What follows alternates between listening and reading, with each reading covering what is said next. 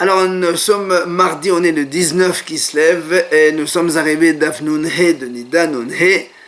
On était donc à la 4e ligne où Sal Hamet. On a dit dans la Mishnah que la chair d'un mort, donc d'un cadavre homme, Métamé, elle transmet l'impureté aussi bien l'arc que Yavesh, c'est-à-dire quand il est mou ou quand il est sec. Alors là, moi, dit, mais d'où on a pris cela? Amar Resh Lakish, il dit, c'est marqué dans le pasuk, Amar Kera Lechol Tum'ato. À propos donc d'un cadavre, c'est marqué Lechol Tum'ato. Donc toute la touma, n'importe laquelle. Donc c'est pour ça qu'on a dit sec ou humide. Donc ce qu'il dit le Resh Lakish, Lechol Tum'ata Ponshot Memenu. N'importe quelle touma, c'est-à-dire sec ou humide. Rabbi Yohanan Amar, Rabbi Yohanan il donne une autre référence. Il dit, c'est marqué dans la Torah à propos de l'impureté donc d'un cadavre d'homme. Overetzem Adam overkaver. C'est-à-dire quelqu'un il touche les ossements d'un homme ou la tombe. Et comme on a marqué Etzem Adam. Alors il dit Adam devient de Etzem. Il faut que l'homme, comme l'os, ma Etzem Yavesh, Avkan Yavesh. Comme l'os il est sec. Donc la chair aussi, quand elle est sèche, elle transmet l'impureté. Voilà d'où on apprend que la viande de cadavre d'un homme, même si elle est sèche, elle transmet l'impureté. L'homme, c'est pas l'animal, hein? Non. En fait, non, il y a aussi... non, parce que l'anvela, le cadavre d'un animal aussi, ça transmet l'impureté. Quand il est sec on a vu donc dans la Mishnah que seulement la viande, donc la chair d'un cadavre homme, mais l'anvela, on a dit non. La nevela, c'est le cadavre d'un animal, c'est humide et pas sec. Non. Alors, là, on m'a dit, c'est quoi la différence entre les deux arguments? Que ce soit Resh Lakish ou Rabbi Yohanan de toute façon. Donc, ils ont appris que ça transmet l'impureté quand il est sec. Alors, là, on répond, il dit, la différence, c'est que quand, par exemple, donc, la chair, elle est tellement sèche qu'elle s'est effritée en poussière. Si on prend Resh Lakish, comme il a dit, le Choltum Ato, même à cet état-là, ça transmet l'impureté. Et si on prend l'argument de Rabbi Yohanan qui a dit, ça ressemble à un os d'un homme, comme là, ça ne ressemble pas à un os, donc ça ne transmet pas l'impureté selon lui. Alors là, m'a dit, mettez, on objecte. Voilà, il y a une braïta qui dit, si on a la viande d'un cadavre d'un homme qui a été complètement effritée, qui est donc tellement sèche qu'il a pris s'effriter, c'est tahor. Donc, objection contre Resh Lakish, que lui, il a dit que même dans cet état, ça transmet l'impureté. Alors il te répond, c'est pas un problème. Là-bas, c'est devenu pratiquement de la farine. Complètement donc, comme de la farine. C'est pour ça que Resh Lakish aussi, il est d'accord que c'est pas tamé. Mais quand on dit effrité, lui, il a dit effrité, pas en état de farine, un petit morceau. Alors là, moi, vient objecter mes TV. C'est marqué dans la Mishnah. Kol shebamet metame. Tout ce qui est dans le cadavre d'un homme, ça transmet l'impureté. Hot sauf menashinaim, ve'ase'ar, ve'aseporen, sauf les dents d'un cadavre, les cheveux d'un cadavre ou les ongles d'un cadavre. Ça veut dire que ceux-là, s'ils sont détachés du cadavre, ils ne transmettent pas l'impureté. C'est pour ça que la Mishnah continue. Mais quand ils sont encore liés à l'être humain, au cadavre de l'homme, là ils transmettent l'impureté. C'est la seule chose qui ne se décompose pas, ça. Oui. Les fanères. Quoi qu'il en soit, la Mishnah nous dit, voilà. Donc, qu'est-ce qu'on voit ici? On voit dans la Mishnah que les dents, quand ils sont donc détachés de l'os, du cadavre d'un homme, ils ne transmettent pas l'impureté. Et alors, comment eux, ils ont dit que, tous les deux, Resh Lakish et Rabbi Yohanan, ils ont dit que l'os, ça transmet l'impureté. Amar Ravada balava dumya de'etzem. Vient Ravada et dit non. Quand on a dit l'os, il faut que ce soit quelque chose qui est comparable à l'os. C'est-à-dire, ma etzem shenevra imo, que shenevra imo. De la même façon que l'os, l'homme était créé avec, donc qui transmet l'impureté? Seulement tout ce qui a été créé avec l'homme. Or, les dents, ça vient après. C'est pas créé avec l'homme. C'est pour ça que les dents, ça ne transmet pas l'impureté quand c'est détaché du cadavre. Alors, le Gemara dit, On m'a dit, voilà, pourtant, voilà, on a dit que les cheveux et les ongles aussi, ça ne transmet pas l'impureté. Pourtant, les cheveux et les ongles, ils sont créés avec l'homme. L'homme, il est avec. Et là, Amar Abada, c'est pour ça que Abada, il change. Il dit, Amar Abada Balaba, Doumia de Aetzem. On veut quelque chose qui est comparable à l'os. C'est-à-dire, Ma Aetzem Shenivra Aimo, Ve'en Giz'o Mahalif, Av Kol Shenivra Aimo, Ve'en Giz'o Mahalif. Il dit, Abada, qu'est-ce qui transmet l'impureté chez l'homme? Quelque chose qui est comparable à l'os. C'est-à-dire, un, il est créé avec lui. Et deux, il ne se renouvelle pas. Alors, c'est pour ça que Yatsu Hashinaim, on exclut l'os, les dents, pardon. Que eux, le niveau ils ne sont pas créés avec l'homme. Donc, c'est pour ça que les dents ne transmettent pas l'impureté. Et Yatsu Sa'ad Veseporen, et on exclut aussi les cheveux et les ongles. Que même s'ils ont été créés avec l'homme, on sait très bien que ça se renouvelle. Les cheveux, ça pousse, on coupe, ça renouvelle. Coupe, ça renouvelle. Les ongles aussi, ça coupe, ça renouvelle. Il n'y a que ça. Donc c'est pour ça que ça ne transmet pas d'impureté. Ah, l'agma a dit, alors si c'est comme ça, pourtant la peau d'un homme, déguisant mahalif. On sait très bien que la peau d'un homme aussi, ça se renouvelle. Ditnan, comme c'est marqué dans une Mishnah. La Mishnah a dit, Giluda, c'est-à-dire si on prend un animal qui a eu la peau complètement enlevée, soit par maladie ou autre, eh bien, la Mishnah a dit Rabbi Meir Marchir. Rabbi Meir il dit que cet animal, il est cacheur, on peut le manger. On peut faire la chétan, on le mange. Hachamim possible. Hachamim ils disent non. Un animal qui n'a pas sa peau, il est considéré comme tarif, on ne peut pas le manger. Et la Gemara continue à faire un compte, Hachamim ils ont dit pasoul, la kafas et la diadachim chalet ba'avilaumit. Pourquoi ils disent Hachamim pasoul? Parce que Hachamim ils disent, vu qu'elle n'a pas de peau, elle n'a plus de sa protection, et elle va donc certainement mourir. Mais, mais dans tous les cas, même les Hachamim sont d'accord que la peau se renouvellera après. Détanena, hello, et on a vu aussi que c'est marqué dans la Mishnah que voilà ceux à qui on compare la peau et avec la chair. Donc même la peau aussi de l'homme, elle est considérée comme la chair, c'est-à-dire elle transmet l'impureté. Pourtant, tu vois bien que la peau, ça se renouvelle. Et ça transmet l'impureté. Et toi, tu me dis, quand ça se renouvelle comme les cheveux et les ongles, ça ne se transmet pas l'impureté. Donc, question. Alors, la Gemara répond, sur cela, on a déjà dit, Amar Ola, il a dit comme ça. Dvar Torah, selon la Torah, on Adam Tahor. En vérité, la peau d'un homme, en vérité, elle est tahor, c'est-à-dire elle ne transmet pas l'impureté. Mina Torah. Et alors pourquoi on dit tamé ou maïtama amno tamé? Hachamim ils ont dit tamé. Pourquoi? Parce que gisera shemei yaase adam odot aviv v'moshtehin hamor. Parce qu'on craint parfois que les hommes ils utilisent la peau de son père ou de sa mère pour en faire des selles des animaux. Alors c'est pour ça que les Haramim ont décrété Tum'a sur la peau d'un homme. Donc il n'y a plus de question, puisqu'en vérité, la peau d'un homme, vu justement qu'elle se renouvelle, elle ne transmet pas l'impureté. Sauf l'exira des Haramim que, justement pour éviter cela, ils ont décrété qu'elle soit Me'a. Pourquoi l'exira sur le père et la mère? Non, c'est pas haut. Il n'est pas pour prendre la peau des autres. Qu'est-ce qu'il va lui permettre? Veka de Ambre, il y a une autre version maintenant dans l'autre sens.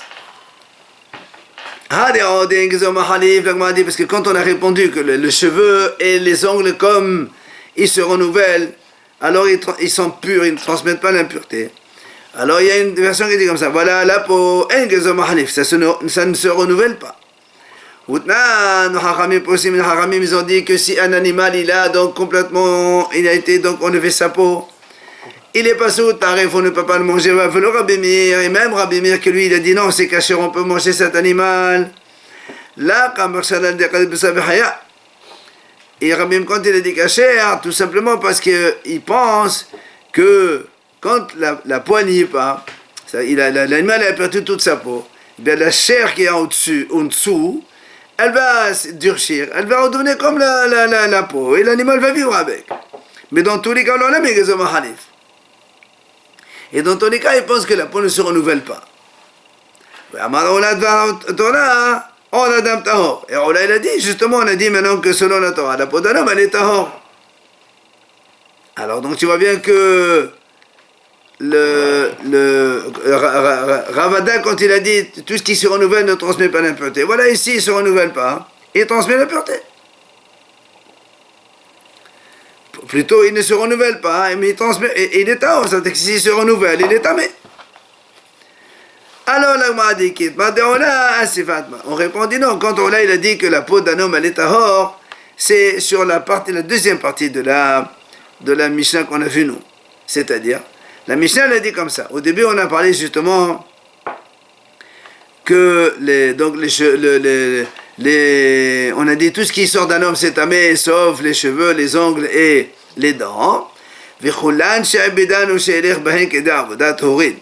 Sur ça, la Mishnah a dit comme ça. Après, elle a dit ici, puisque nous on a dit que la peau d'un homme, on a dit c'est tahor. D'abord, on a dit que toutes les peaux, parce que on a dit les peaux des animaux, des cadavres, ça transmet l'impureté comme la chair d'un cadavre, sauf celle d'un homme. Mais après on a dit, mais si quelqu'un il prend les peaux de ces animaux, imaginons une plante elle est morte. Donc elle transmet l'impureté avec sa peau. Si maintenant quelqu'un il a pris la peau, il a travaillé, il a tanné, elle est devenu du cuir, un vrai du cuir. Elle dit maintenant elle est tahor, elle ne transmet plus l'impureté. C'est du cuir, c'est plus de la viande donc d'un mort. Sauf la peau d'un homme, que même si on la travaille, elle est quand même tamée. Hein? La peau d'un homme. Et justement, il a dit 20 ans d'Adam qui a bête de tahor. Et Allah il dit justement que maintenant, en vérité, même la peau d'un homme, quand on l'a fait travailler, on l'a tanné, elle est quand même tahor. Pourquoi on a dit que la peau d'un homme est tméa, donc elle transmet l'impureté, donc quoi qu'il arrive, justement, comme on a dit tout à l'heure, on a peur qu'un homme il utilise la peau de ses parents pour en faire des peaux de sel d'un animal immonde, donc ce sont dessus.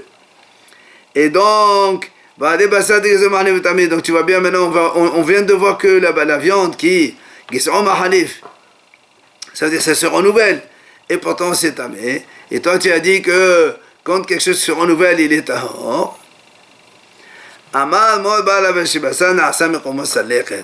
Il dit, c'est vrai, tu as dit que la viande, quand un homme, quand tu lui envoie un morceau de viande, donc ça se renouvelle, c'est vrai, mais il y a toujours une cicatrice en dessous. Donc c'est pas un vrai renouvellement, c'est pas comme le cheveu, tu enlèves un cheveu, il pousse le même, il n'y a rien du tout, ou bien les ongles tu coupes, après ça c'est la même chose. Mais quand tu enlèves un morceau de viande d'un homme, quand il va pousser, même s'il cicatrice dessus, il y a toujours donc cette trace de cicatrice, donc c'est pas vraiment un renouvellement. Après on a dit dans la Mishnah, Aval Hazov, on a dit dans la Mishnah, donc d'abord on a parlé de le sang de la femme nida et la viande d'un cadavre. On a dit cela, les seuls qui transmettent l'impureté quand ils sont humides ou ils sont secs, c'est pareil. Mais après dans la Mishnah, on a pris un certain nombre de choses. C'est l'écoulement d'un homme, ou bien Niar, donc on va les voir les uns après les autres. On a dit cela, ils ne transmettent l'impureté qu'à l'état humide, mais pas à l'état sec. Et donc là, on va expliquer Zov Ben Alan, où tu as vu que l'écoulement d'un homme, donc ça transmet l'impureté. Alors on m'a dit d'éternel, Zovo Tamé. Il y a marqué dans la Torah, Zovo Tamé. Donc l'écoulement, il est tamé. L'imed, Al Hazov Shehu Tamé. Donc tu vois bien, de là on apprend que le Zov, l'écoulement d'un homme, il est tamé. Alors il m'a dit, je ne comprends pas, pourquoi tu as besoin d'un pasouk? Bah le dinu. C'est tellement logique qu'on apprend donc lui-même. Comment tu apprends? La ahirim godim tuma. La atzma la shekin.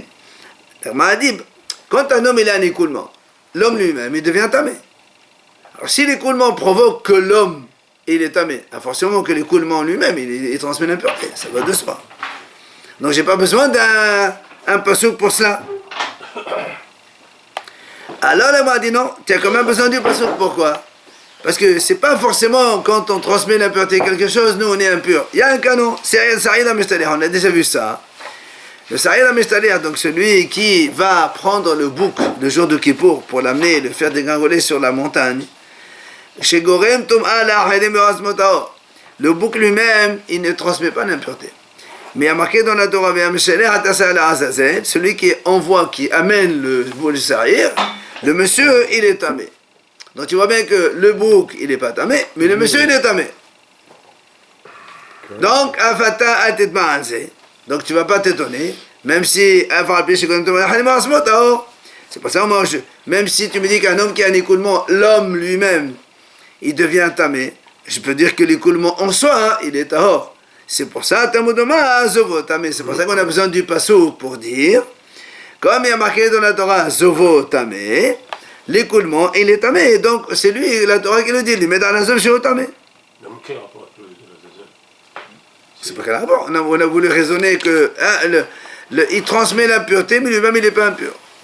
C'est ce qu'on est en train de dire. C'est son corps, c'est pas son corps. Mais ça change. On te montre qu'il y a... Toi, tu me dis, s'il provoque l'impureté à l'autre, forcément lui-même, il est impur. On te dit non, il y a un cas où il transmet l'impureté à un autre, mais lui-même, il n'est pas impur. Donc ça aussi, ça aurait pu être le cas. Et comme il y a un passeau, on te dit non, c'est parce qu'il prouve que l'écoulement en soi, il est impur. Mais l'écoulement même de sang, n'importe quoi. Non, pas d'écoulement chez l'homme, il n'y a pas d'écoulement de sang. Ouais. Si un homme, il écoule du sang... Rien du tout. On a déjà dit, chez la femme, c'est que l'écoulement de sang, et chez l'homme, c'est que l'écoulement non sanguin. Un homme qui saigne, rien du tout.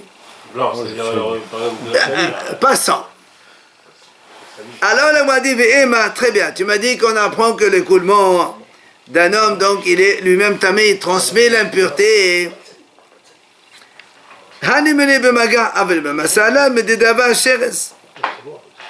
Alors, on m'a dit, très bien, tu m'as dit que l'écoulement, il transmet l'impureté. Moi, je peux te dire, très bien, il peut transmettre l'impureté bemaga, c'est-à-dire si on touche, mais pas si on le porte, comme le chérès, comme un reptile mort. Si on touche un reptile mort, on est tamé, mais si on porte un reptile mort, on n'est pas tamé. Donc peut-être que c'est ça et c'est tout. Bon, on peut le porter, mais on touche pour autant. Ah non, vous le mettez dans un sac, quelqu'un vous donne un sac avec un truc mort, et vous le mettez. On ne le touche pas. Mais pas sur vous-même directement. Non, pas c'est... Même peut-être que c'est pas le fait de toucher. Il y a la différence entre le toucher avec les mains et ne pas le toucher avec les mains. Amar Rabbi Balabaye. Il vient à Rabbi Balabaye. Il dit Vemaga la esterechra. Il dit par le contact que pour me dire que l'écoulement et transmet l'impureté si on touche, je n'ai pas besoin d'un pasuk. Pourquoi? Parce que ça peut pas être moindre que la production séminale donc d'un homme, puisqu'on sait que la production séminale, quand un homme il a donc une production, ça transmet l'impureté par le contact, forcément un écoulement aussi. Alors pourquoi j'ai besoin du pasuk Zovo tamé qui extérieur les massas? C'est pour ça que la Torah a dit qu'il est tamé. C'est pour t'apprendre justement que même pour le transport, on est tamé aussi. Alors là, on m'a dit très bien. D'accord. Bemassa metame adam uvradim. Bemaga adam metame paradim le netame. Meddeda wa maga nevela.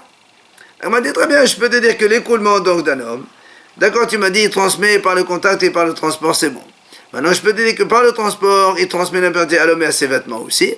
Mais quand on touche, il n'y a que l'homme qui devient tamé, mais les vêtements, non. Comme une là, on touche un cadavre. Quand on touche un cadavre, nous, on est tamé. Les vêtements, ils ne sont pas tamés. Alors, donc, tu vois bien que ce n'est pas tout à fait la même chose. Alors, elle m'a dit, non, là, ça ne va pas dire. Tu ne peux pas dire ça. Pourquoi tu ne peux pas dire ça? Parce que d'Etania, il y a une préita qui dit Aherim omrim. Donc, les autres, ils disent Hazav et Zovo la Zachad ve la Necheva. C'est marqué dans la Torah. Hazav Dava benedata ve Hazav Zovo la Zachad ve la Necheva. Il dit, comme on a marqué Hazav et Zovo la Zachad ve la Necheva, Makish Zovo lo. La Torah dit Hazav et Zovo. Le Zav qui a son écoulement. Donc on a comparé le Zav lui-même, le monsieur, avec son écoulement. Quoi? Mahu lo hilarta ben magao le masao le tamé adam ou tamé vradim. De la même façon pour un homme qui a un écoulement, donc le zav lui-même, on n'a pas fait de différence quand un zav qui touche quelqu'un ou quelqu'un il porte sur lui un zav, eh bien il va transmettre l'impureté à l'homme et aussi aux vêtements. Avzovoken, la même chose pour l'écoulement en soi.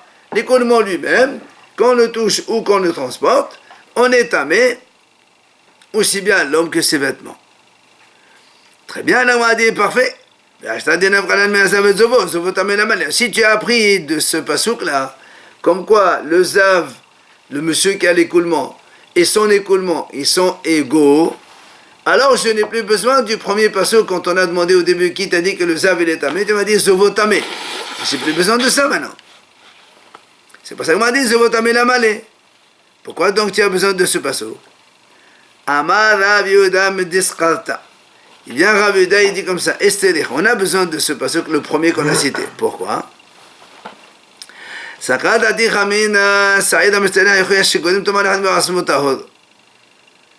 Parce que sinon, on aurait dit, comme on a expliqué tout à l'heure, il y a le bouc de Kippour, que lui-même, il ne transmet pas l'impureté, mais celui qui l'amène, il est impur. Alors j'aurais dit la même chose pour le zav, le zov, l'écoulement, que même s'il transmet l'impureté à l'homme qui a eu cet écoulement, eh bien, l'écoulement en soi, il n'est pas tamé. Ah, tu vas me dire, oui, voilà, ici on vient de te montrer qu'il y a marqué Vazav et Zovo. Il te dit non. Mais Mishum Vazav et Zovo, si tu me dis, voilà, ce passouk-là, on a déjà dit qu'on apprend de ce passouk qui a marqué celui qui a l'écoulement, donc le monsieur et l'écoulement sont pareils. Je peux te dire que non, là-bas, la Torah a répété les deux mots, les minyanahu de ata. C'est pour nous dire combien un homme et comment un homme il est impur quand il a des écoulements.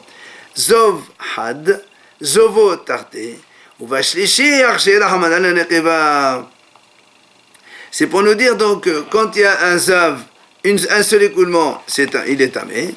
Quand il y a les deux écoulements, aussi il est tamé.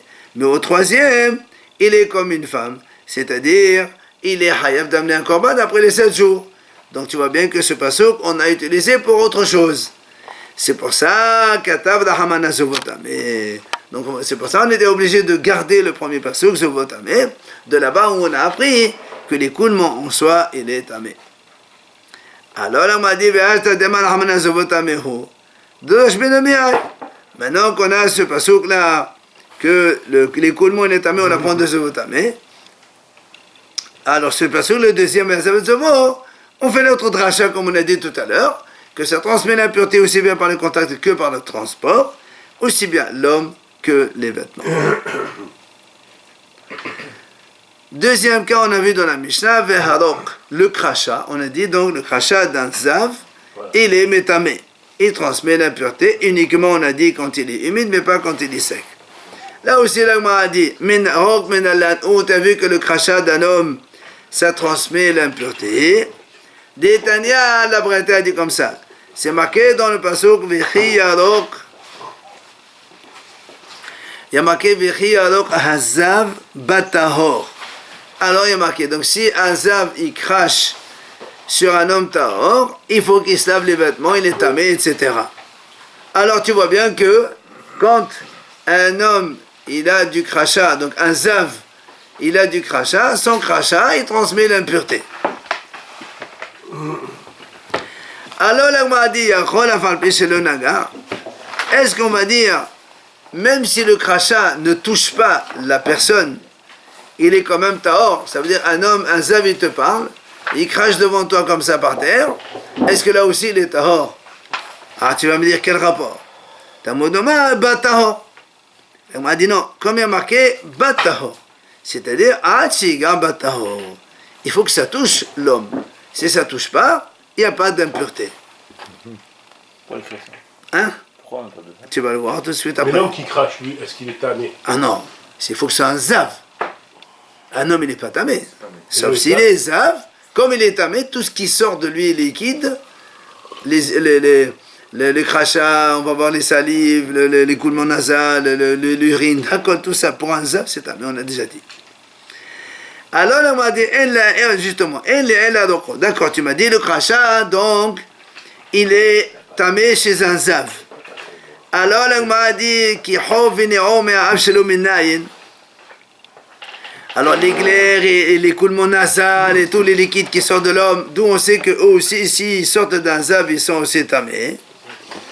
Alors là, on m'a dit, alors, vechi, le vav, vechi, ça associe tout ce qui sort de l'homme, donc de son nez, de sa bouche, tous les liquides qui sortent de l'homme, ils transmettent, d'un zav donc, ils transmettent l'impureté. On peut faire une extension sur ses faits et gestes à venir, C'est-à-dire ses intentions, ce qu'il fait après. Est-ce que toutes ses actions sont tamées pour la... Non, on parle, lui il est tamé quand il touche quelque chose. Mais quand il fait aussi, est-ce que Tout ce qu'il qui fait touche, est tamé? non, tout ce qui touche, il est tamé.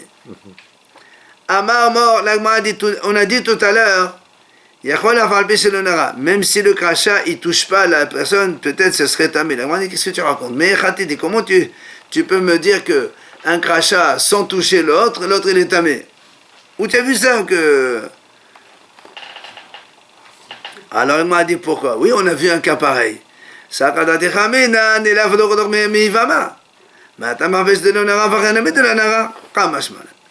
il m'a dit, mais attends, tu vois bien que chez la Ivama, quand on fait la halitza de la Ivama, comment elle fait la halitza? Elle crache à côté, c'est pas sur le monsieur. Et pourtant, ça compte comme il y a halitza. On n'est pas tamé. On parle pas de tout mal. Tu es en train de me dire que, où tu as vu que le crachat sans contact donc de la personne, il a un effet. Je dis voilà. Ici, la femme, elle crache devant le monsieur, et elle est halotza, elle crache pas sur lui. C'est deux choses. Mais si elle crache dessus, c'est pareil. Ça change rien. Justement, au contraire, on est en train de te dire, même si elle crache pas dessus, il y a quand même ça marche. On a un problème de tout mal. Et alors, on est en train de dire le crachat, est-ce qu'il doit atteindre la personne, oui ou non? Moi, je te dis non. On a vu un cas où que le crachat n'atteint pas la personne et elle est quand même. Mais le crachat, il a un effet. J'aurais pu penser ici où c'est la même chose. Un homme, il crache devant toi, il les a, alors t'es tamé. Alors il dit non, c'est pas ça qu'on a dit bâtard. Il faut qu'il touche. Et là aussi, peut-être qu'on va dire donc le crachat, il transmet l'impureté à l'homme. Donc le crachat d'un zav, il transmet à la personne donc, qui a touché ce crachat uniquement bemaga, seulement par le contact. Aval bemassa, là, mais pas par le transport, comme midedaba sheres, comme on a vu dans le reptile, ou si c'est pareil, un reptile mort, si on le touche, on est tamé. Mais si on le transporte, on n'est pas tamé. Amar Rish Lakish. Il vient à Rish Lakish et dit Tana Divé Rabbi Ishmael, on a enseigné dans les Shiva de Rabbi Ishmael. C'est marqué dans le pasuk Amar Kla Bat Tahor, Mash Biyad Tahor. Quand on dit Bat Tahor, parce que même si ce qu'il y a dans la main d'un Tahor, il est tamé. Donc quand ce qu'il y a dans la main, c'est transporté. Donc forcément, c'est aussi. Mash Biyad Tahor, Temé Telecha, donc devient tamé. Et là aussi, la Gemara dit, Ve'ema b'massa metamé adam ufradim, b'maga adam netamé, maga adam netamé, b'dedawa maga nevela. La même question qu'on a posée tout à l'heure. D'accord, tu me dis, il transporte aussi l'impureté par le transport. Il transmet l'impureté par le transport. D'accord, il dit dans ces cas-là, on va dire, par le transport, il peut transmettre l'impureté à l'homme et aux vêtements. Mais par le contact, le toucher seulement, il n'y a que l'homme qui est tamé, mais pas les vêtements. Comme un cadavre, quand on touche la viande d'un cadavre. Seulement l'homme il est tamé, mais pas ses vêtements. Amar Rish Lakish. Il dit Rish Lakish, on a aussi enseigné dans la Yeshiva de Rabbi Ishmael, on a dit comme ça. Amar Karabat Tahor, étant donné qu'il y a marqué dans le pasuk Bat Tahor, Tahora shetahat elecha b'makom achet temet elecha kan ve'zeze maga nevela. Il dit voilà, comme on a dit, tout ce qui est Tahor ailleurs, ici c'est tamé. C'est quoi? Dans le nevela, c'est tahor, les begadim, les vêtements, alors ici, ils sont tamés les vêtements. Donc c'est pour ça que le crachat d'un homme, il donc transmet l'impureté à l'homme, celui qui a touché, aussi bien lui-même que ses vêtements. Ve'ema kemasa desheres, on m'a dit, pourquoi on ne dirait pas simplement comme tu m'as dit qu'il y a marqué les tahorot, qui sont tahor ailleurs, tamés ici. Peut-être pourquoi on ne dit pas que Massa déchire, de la même façon que transporter un chien c'est tahor, et si c'est tamé. Il dit non, si c'est que pour ça, Imken, Nechtovkala be Adam, mais bat tahor, je m'en interdit. Pourquoi au lieu de dire bat tahor, tu vas dire ba Adam, Priador, ba Adam. Comme on a marqué bat tahor, on apprend ces deux notions, comme quoi il y a le contact, donc la transmission d'impureté par le transport, il y a aussi la transmission d'impureté chez l'homme et ses vêtements. Après, troisième cas, on a vu dans la Mishnah qui transmet l'impureté quand il est humide, mais pas quand il est sec. Ome ha'af, l'écoulement du nez. Alors, on m'a dit, maïme ha'af. C'est quoi l'écoulement du nez? Amar Rav, banirladin de l'chapé. Les fiches et efshal les meha'af, je le cherche. Il dit Rav, ici on parle en fait, c'est l'écoulement nasal que l'homme a fait sortir par sa bouche. C'est pas un écoulement par le nez. L'écoulement nasal, que l'homme a fait sortir par sa bouche. Et comme il est sorti par la bouche, forcément il a touché la salive. Et comme la salive, le crachat, on a dit il est tamé, c'est pour ça qu'il est tamé. Ça c'est Rish Lakish. Pardon, ça c'est Rav qui dit comme ça. Rabbi Yochanan dit non. Même l'écoulement qui sort par le nez, aussi il transmet l'impureté chez le Zav. Alors l'Agma dit Alma, Kasaval Ma'yanhu, Velahamana Rabbi. L'Agma dit donc on déduit de là que Rabbi Yochanan pense que l'homme, donc le nez c'est aussi un marian, une source de liquide. Et la Torah, elle a donc tout inclus, comme on l'a dit tout à l'heure, tous les liquides qui peuvent sortir d'un homme, donc d'un homme zav, ils transmettent l'impureté. Alors vient l'Agma dit, l'Agma dit, et Rav qui a dit donc la première raison que l'écoulement nasal, quand il sort par la bouche, il transmet l'impureté. Alors pourquoi il ne dit pas aussi les larmes? Les larmes d'un zav, ça doit transmettre l'impureté. Pourquoi il dirait cela? Il dit parce que de Amarav, Rav il a dit, Haïman devaïd de l'estamé les aînés. Si un homme il veut, Haz Shalom, devenir aveugle, les chol me'avet koravim. Il va aller se soigner chez un goy. Parce que le goy, comme il le déteste, il va lui crever les yeux. Ça, c'est Rav qui a dit ça.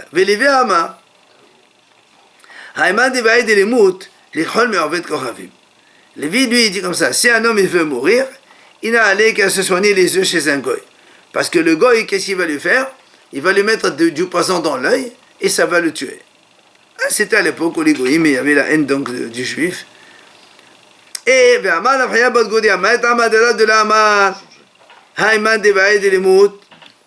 on a dit pourquoi Rav il n'a pas dit celui qui veut mourir. Rav il a dit celui qui veut être aveugle. Lévi il a dit celui qui veut mourir. Et tous les deux disent la même chose. On va soigner les yeux chez le goy. Il dit parce que pourquoi Rav il n'a pas dit que celui qui veut mourir aussi il va faire ça, hein? Il dit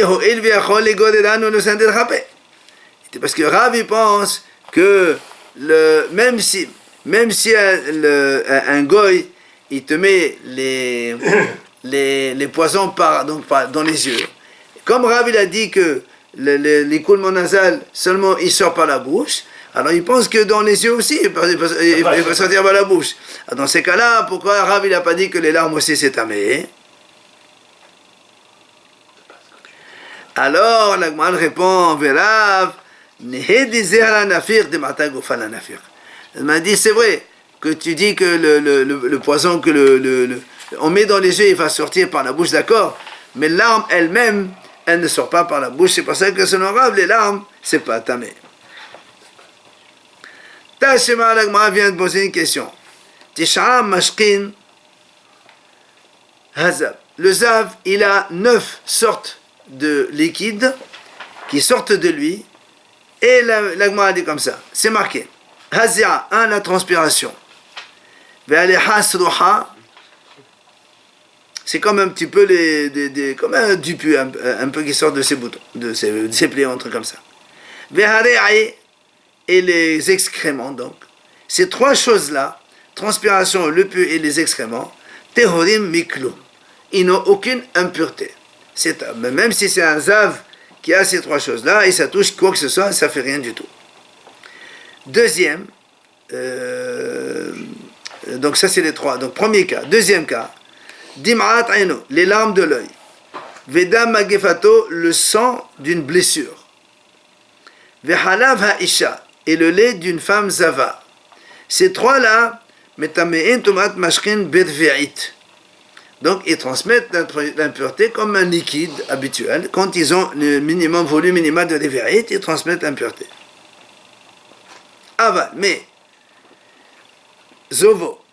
Donc, ça, c'est on a vu 3 et 3, maintenant il reste 3. Zovo, c'est-à-dire l'écoulement d'un homme. Roko, le crachat d'un homme. Ou Memel Arlav et les urines d'un homme. Zav toujours, donc ces trois-là, c'est le Zav. Metame'in tom ahamura. Ça transmet une impureté sévère, comme on a dit, donc l'homme et les vêtements. Voilà les 3 divisions, donc 3 groupes différents. Alors, la Gemara dit, et dans cette liste, il n'y a pas marqué l'écoulement nasal. Et dans notre Mishnah, nous, on a dit, l'écoulement nasal aussi, il transmet l'impureté. Donc, il y a un problème. Alors, la Gemara dit, Bishlama le Rav. Je veux bien, pour Rav, je réponds le Khatani, parce que de la psychalé, les maintenant. Parce que Rav, il te dirait les coulements nasales. Comme Rav, il a dit, quand est-ce qu'il est tamé seulement quand il sort par la bouche. Donc, comme Zimnin, des fois ça coule par la bouche, des fois ça coule par le nez. Pour Rav, quand ça coule par le nez, c'est pas tamé. Donc, c'est pour ça qu'il n'a pas voulu mettre là, ça dans la liste. Elle a. Les Rabbi Yohanan l'itne. Hein? De quoi? Non, parce que. Le coulement nasal, ça transmet la. Le premier groupe, il ne transmet pas du tout. Le deuxième, non. Deuxième, c'est chiot. Le deuxième, c'est comme Ashrin. Et le troisième, c'est un vrai. Mais lui, il dit que c'est un vrai Thomas. Mais seulement quand ça sort de la bouche. Rav, il a dit oui. Mais Av, c'est comme un Zav. Ça touche la salive. Mais ça fait rien. Mais donc tu vois bien que. Donc il faut pas, ça passe par la bouche. Et donc, tu peux pas dire. Tu peux pas le mettre dans le troisième groupe. Parce que dans le premier, il n'y a pas. Dans le premier, il n'y a rien du tout. Alors il est tamé celui-là. Ça marche pas. Alors, et là, mais selon Rabbi Hanan qui a dit que ça sort par en haut, par en bas, c'est tamé. Alors pourquoi tu n'as pas mis là, il fallait mettre justement les coulements nasales dans la liste, troisième liste. Alors, là, m'a dit, si tu me poses cette question, alors moi aussi je te pose une autre question. Dans notre Mishnah, on a aussi donné, là-bas on a parlé de kihovineo, c'est-à-dire donc les glaires d'un homme, etc. Voilà. Et ici, dans la Braïta, il n'y a pas marqué.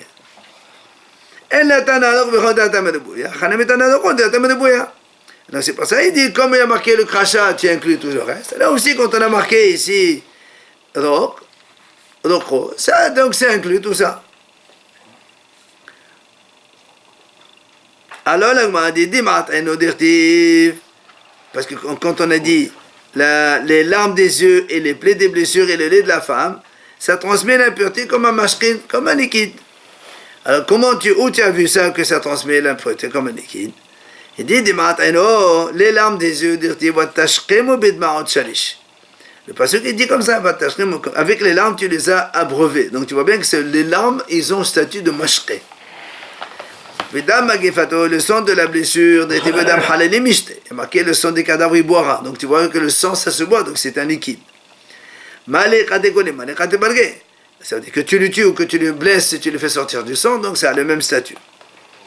Halav Aisha et le lait d'une femme, où on a vu qu'elle a le statut d'un liquide.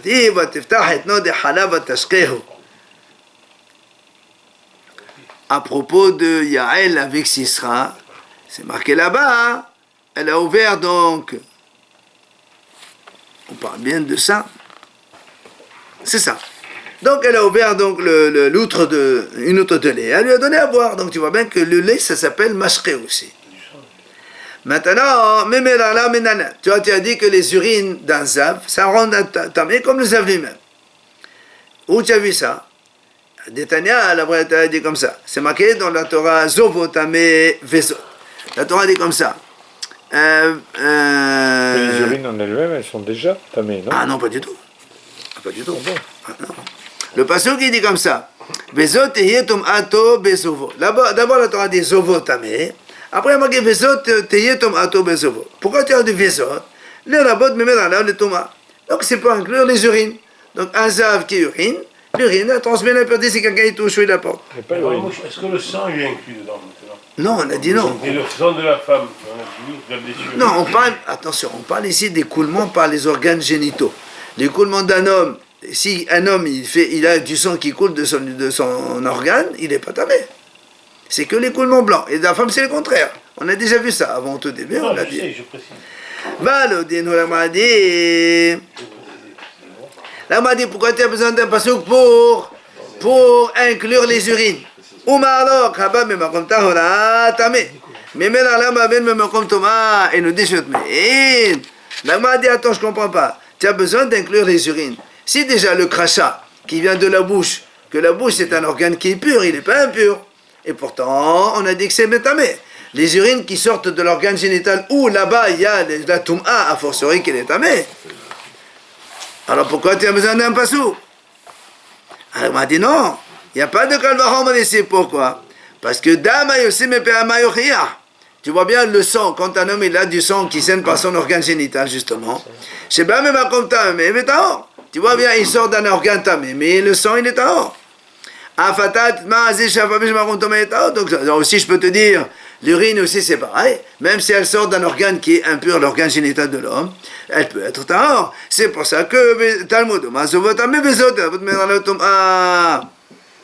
donc c'est pour ça qu'on a eu besoin donc, du passage de la Torah pour dire qu'il y a marqué Zovotame, et après marqué Vezot, de nouveau, pour inclure les urines. Que quoi? Ils sont tamés quand ils sortent d'un zav. Quand c'est un sein qui a un écoulement de lait, On va voir ça après. C'est du sang, le lait. On va voir ça après. Ok?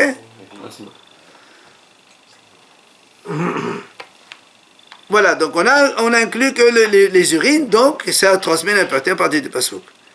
Maintenant, comme on a fait Kalohamal avec le sang qui sort donc de l'organe génital de l'homme, justement, on a dit que c'est tahor.